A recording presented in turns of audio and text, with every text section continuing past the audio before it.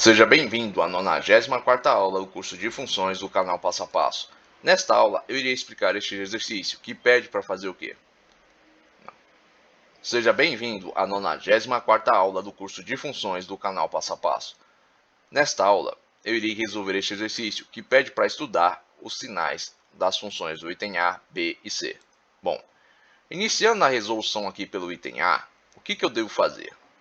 Para estudar o sinal, primeiramente eu devo achar a raiz dessa função. Eu posso simplesmente avaliar o sinal pela raiz, né, e saber a partir dela onde vai estar positivo e negativo na função, ou eu posso desenhar o gráfico e analisar também o sinal. No caso aqui, ó, eu vou desenhar o gráfico para ficar mais fácil de vocês conseguirem compreender como se faz esse estudo dos sinais.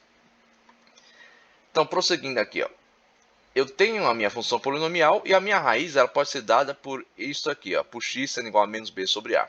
Aplicando isso aqui, eu vou ter o que? Menos 4, que é o valor de b, dividido por menos 3/2, que é o valor de a. Este sinal negativo distribui com este aqui, multiplica. Por quê? Porque esse sinal negativo representa que é como se tivesse menos 1 multiplicando este fator. Então, menos 1 vezes menos 4 vai me dar o quê? Mais 4. Eu tenho a fração dividindo aqui o menos 4. Então, o que acontece quando eu tenho fração dividindo alguma coisa? Ela passa para cima, invertida e multiplicando. Então, o denominador passa a ser numerador e o numerador passa a ser denominador. Então, vou ter 4 vezes menos 2 terços. 4 vezes menos 2 terços dá menos 8 terços. Então, o que isso vai me dar? Isso me dá a raiz. Há uma outra forma de se obter a raiz. A outra forma é pegando o quê? Zerando o y. Então, vou ter menos 3/2 vezes x menos 4 igual a 0. Estou colocando 0 no lugar do y. Prosseguindo, vou isolar o menos 3/2 vezes x. Então, vou ter menos 3/2 vezes x igual a 4. Porque 4 aqui está negativo, passo para o outro lado da igualdade, fica positivo. Para isolar de forma definitiva o x, o que eu tenho que fazer? Pegar o 2 que está dividindo o x, passar para cá multiplicando. Pegar o 3, o menos 3 que está aqui multiplicando o x, passar para o outro lado dividindo. Então, vou ter x igual a 2 vezes 4 dividido por menos 3. Isso vai me dar o quê? 2 vezes 4, 8. Vai me dar 8 sobre menos 3. 8 sobre menos 3 é igual a menos 8 terços. Perceba que é um caminho um pouco diferente que chega no mesmo resultado da fórmula. Vocês podem aplicar qualquer um desses métodos. Bom, prosseguindo agora. Eu tenho com isto o meu primeiro par ordenado. Qual é? É o par ordenado da raiz desta função. Eu sei que quando x for igual a menos 8 terços, y vai ser igual a 0. Agora eu vou atrás do segundo par ordenado e para isso eu vou zerar o x. Isto é muito fácil, né, de se fazer quando você tem um valor para o coeficiente linear. Por quê? Porque em x igual a 0, y vai valer o coeficiente linear. Isso quer dizer o quê? Que o coeficiente linear é o ponto do gráfico da função onde ela toca no eixo y. Portanto, para x igual a 0, eu vou ter y igual a menos 3/2 vezes 0 menos 4. Menos 3/2 vezes 0, 0. Então, eu vou ficar com y igual a menos 4. Então, este é o segundo par ordenado. Tendo o segundo par ordenado, eu posso organizar aqui em forma de tabela e traçar o gráfico. Então, vou ter menos 8 terços em x, com o y valendo 0. 0 em x, menos 4 em y. É este ponto aqui. Agora, analisando o sinal da função, eu tenho que a partir aqui da minha raiz, tudo aquilo que for maior que a minha raiz vai ser sinal negativo. Por quê? Porque essa é uma função decrescente. E vocês já podem perceber isso aqui pelo valor do coeficiente angular. Quando A vale um número inferior a 0, ou seja, o A tem valor negativo, a função é decrescente. Então, depois da minha função, todos os meus y vão ser, não depois da minha função, corrigindo, depois da minha raiz, todos os meus valores de y vão ser negativos. O que isso quer dizer? Imagine aqui que eu coloco menos 1 para x. Vou ficar o quê? Menos 3 vezes menos 1 dá 3. Dividido por 2, 3 meios dividido, dá 3 meios, positivo. 3 meios positivo menos 4, quanto que isso me dá? Isso também vai me dar o quê? Um número negativo. Porque eu vou ter 3 meios menos 4. Isso vai me dar, portanto, o que? Menos 5 meios. Menos 5 meios negativo. Então isso vai me dizer o que? Para todo valor é maior que a minha raiz, meu y vai ser negativo. Então tem, para x maior que menos 8 terços, meu y vai ser inferior a zero, porque eu vou descer aqui no eixo y meus valores. Agora, para x igual a minha raiz, meu y vai ser igual a zero. E você já vê isso aqui no par ordenado da minha raiz. Agora, para x menor que a minha raiz, menor que 8 terços, eu vou ter o quê? Y maior que zero. Ah, como é que eu comprovo isso? Simples, gente. O próprio desenho aqui da função, você pode ver aqui. Ou se não, você pode substituir aqui no x um valor superior à raiz. Imagine, por exemplo, que eu coloco aí, no valor do x, eu vou lá e coloco menos 3. Menos 3 não, vamos colocar um outro valor para ficar mais fácil de dividir. Menos 6.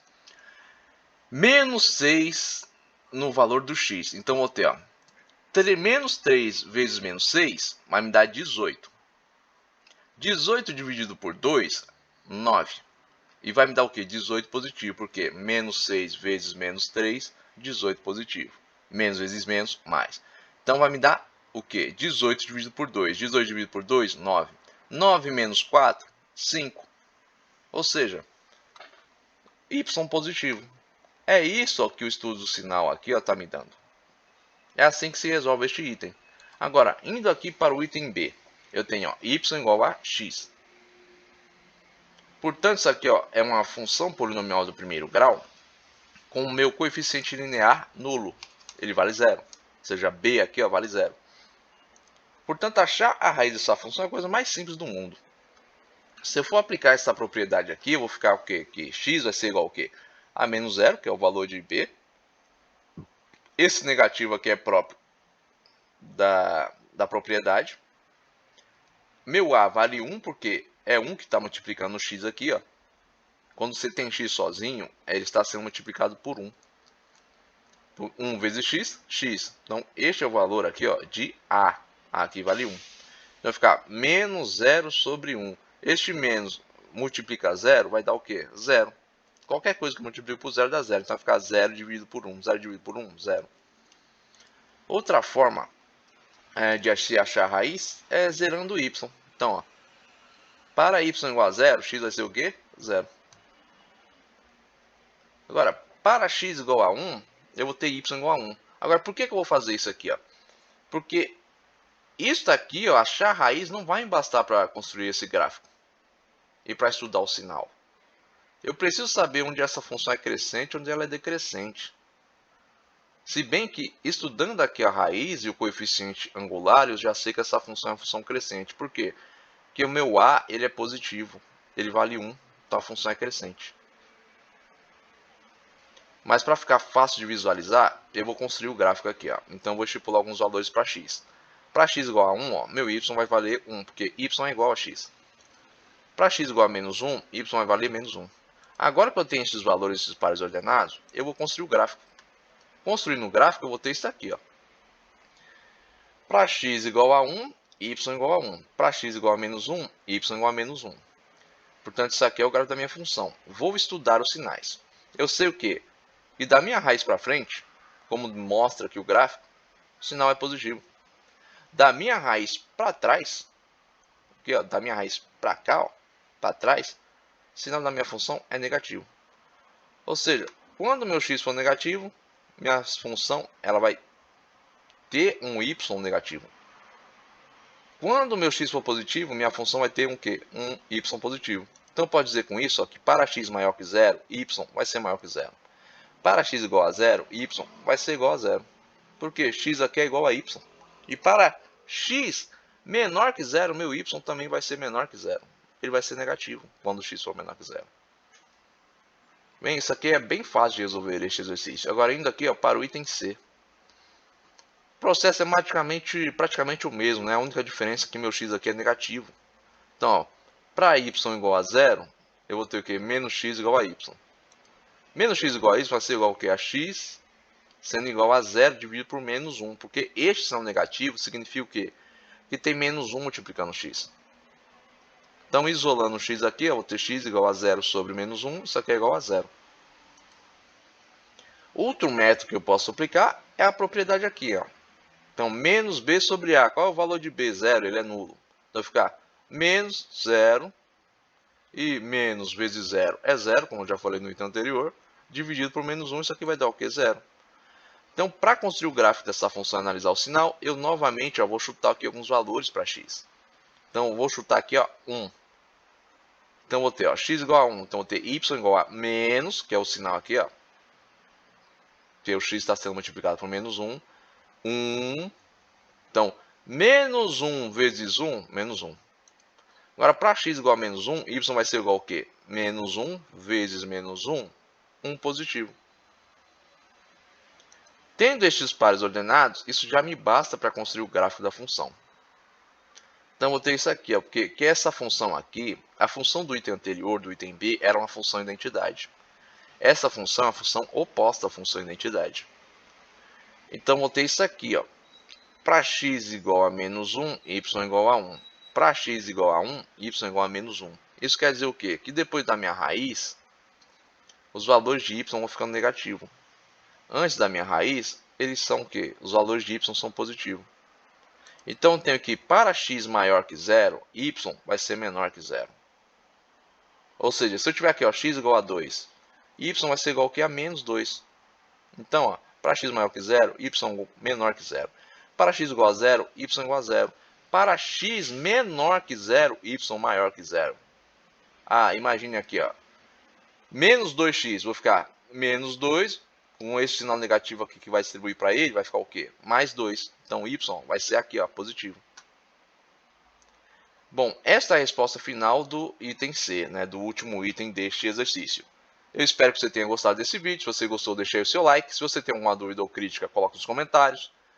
Se você gostou desse canal, se inscreva, tenha bons estudos e até o próximo vídeo.